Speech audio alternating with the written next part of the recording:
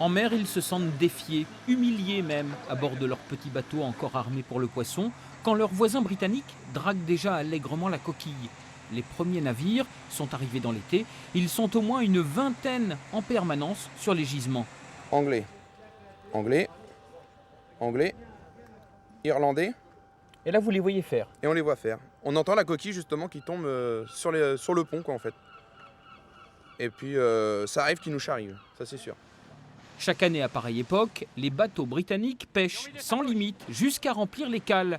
S'ils sont au-delà de 12 milles de la côte, rien ne leur interdit.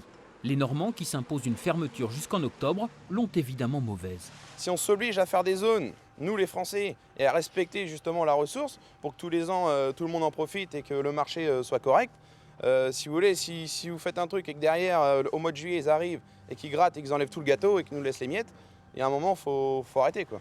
Mais pour qu'il soit possible d'imposer des règles aux bateaux étrangers, il faudrait que l'Europe classe le secteur zone biologiquement sensible.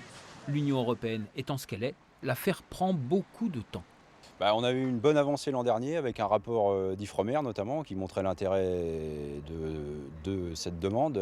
Maintenant, ça passe aussi par une expertise du comité scientifique et technique européen. Et bon, c'est une machine assez longue.